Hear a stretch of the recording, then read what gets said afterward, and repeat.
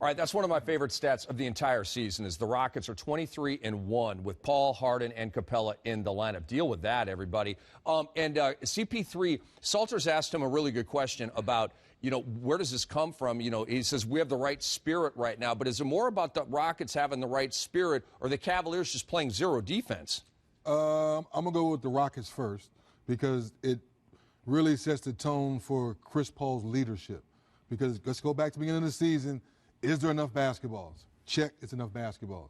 Will the chemistry work? Well, check, the chemistry's working. Now the biggest question everyone's talking about, we talked about in the break, when the playoffs get here. So right now in the regular season, the Rockets are doing everything they're supposed to do, and they're doing all the things we didn't think they can do. Now we have to sit back, wait and see, finish up the season to the playoffs. Yeah, they've checked every box, through this point in the season that you want to see from a team that's a contender, a legitimate contender in the Western Conference, a team that can challenge the Golden State Warriors. But this is, as much as it is about the Rockets and how well they're playing, this is about a Cleveland team whose spirit looks broken some nights. And this is one of those nights where, if you're Ty Lue and that coaching staff and all the work you put in, how do you go in that locker room and feel like your words are resonating with this group? And this is one of those deals, look, these guys got to look at each other and look in the mirror and ask themselves, do we want to go out like this? You've seen a lot of teams get on a nice run, get on these championship runs, or get to the,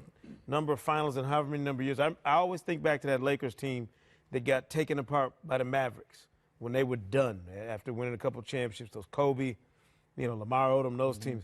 I was at the game in Dallas when they cheap shot at J.J. Barea. And you knew, Andrew Bynum, and you knew in that moment, as much as it was about Dallas and what they were getting ready to do, it was about the end of what that Lakers team was doing. I'm hoping we're not seeing this kind of meltdown from Cleveland right now because I think they feel like they got another run in them as a group this one last time. But, man, it's tough. It's tough to watch them on nights like this. We all love Tyronn Lue, and I'm not trying to drum up trouble. However, it's not on him. And I understand that. I'm not saying it is. But we have seen some coaching decisions by upper management that have sort of been a little bit head-scratching.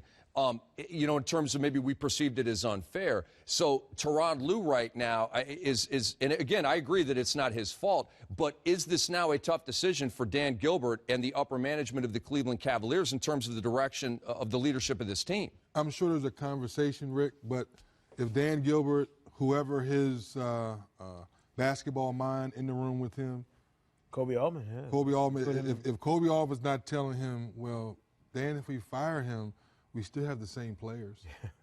So there's no Messiah that you can, there's no Larry Brown laying around. I can think of some great coach laying around at home that you can go call. He's going to come in and say these certain words, and all of a sudden they're going to start playing better basketball. That's not reality. So I don't see putting the pressure on Ty and saying maybe we get a whole new coaching staff. Do we move Larry Drew over? Well, Larry Drew knows exactly what's going on right now. So to Sekou's point, they have to look themselves in the mirror to fix it. You didn't need a new coach when you went at 18 out of 19. 18-1 when nobody screaming new coach, new system.